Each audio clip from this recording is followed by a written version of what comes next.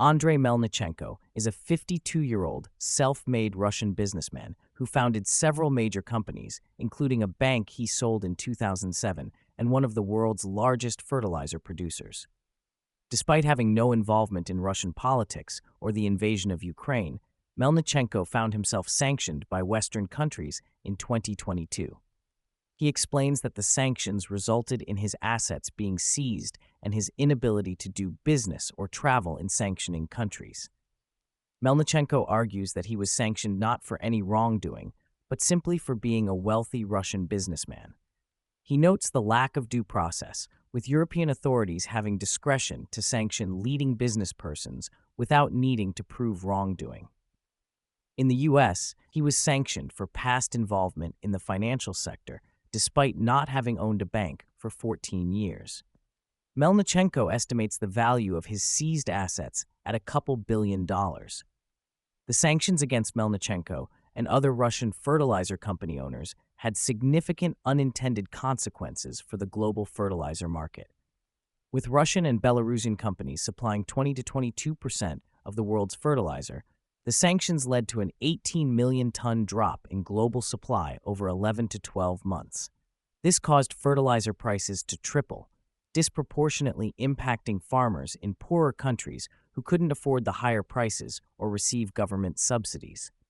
Melnichenko argues this contributed to rising food prices and reduced food availability in developing nations, as domestic agricultural production fell when farmers couldn't afford fertilizer inputs. He notes the U.S. handled this issue more responsibly than Europe by providing licenses to allow fertilizer trade to continue. After about a year, alternative supply routes were established to resolve the fertilizer shortage. Melnichenko discusses how the war in Ukraine and resulting sanctions have negatively impacted Europe's economy and industrial capacity. With cheaper Russian energy supplies cut off, European industry now relies on more expensive energy sources, making it less competitive globally. He notes that while the U.S. GDP has grown significantly since 2019, European GDP has stagnated. Regarding Russia, Melnichenko acknowledges the war has been destructive and tragic for the Russian people. However, he says the economy has performed better than many expected, with new production, particularly in the military-industrial complex, helping to offset sanctions. He credits this resilience to Russia's market-based economy and competent economic management by technocrats. A significant portion of the conversation focuses on climate change policies and energy issues.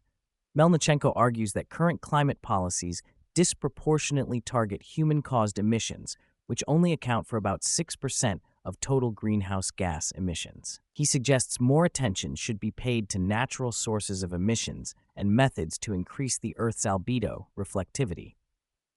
Melnichenko proposes several alternative approaches to addressing climate change that he believes would be more effective and economically viable.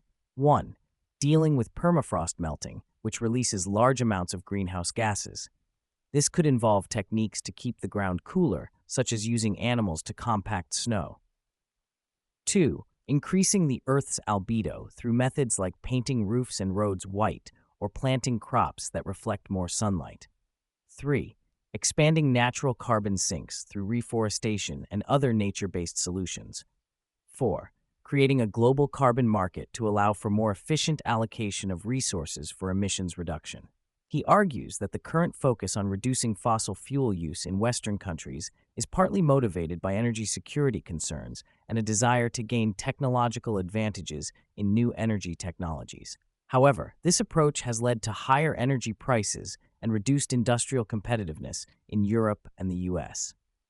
Melnichenko suggests that the United States, being energy secure due to the fracking revolution, is in a unique position to lead a more rational and globally beneficial approach to climate policy.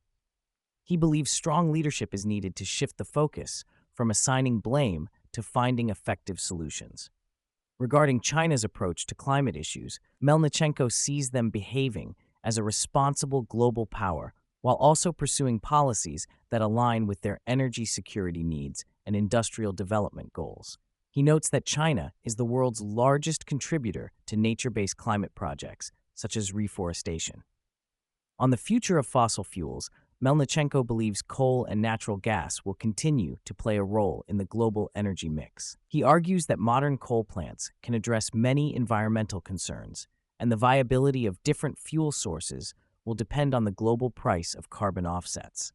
He also discusses the complexities of comparing the climate impact of different greenhouse gases like methane and CO2. Melnichenko expresses concern about the lack of strong leaders in the West capable of proposing innovative solutions and guiding public opinion rather than simply following it. He sees the world entering a period of significant change and believes we are only at the beginning of this transition.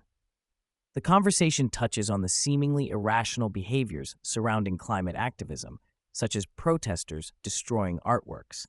Melnichenko suggests this may be a manifestation of stress resulting from rapid societal changes. Throughout the discussion, Melnichenko presents himself as a pragmatic businessman caught in the crossfire of geopolitical tensions. He advocates for a more nuanced, market-driven approach to addressing climate change and global energy challenges. His perspective offers insights into the complexities of international relations, economic policy, and environmental issues from the viewpoint of a Russian industrialist navigating a changing global landscape.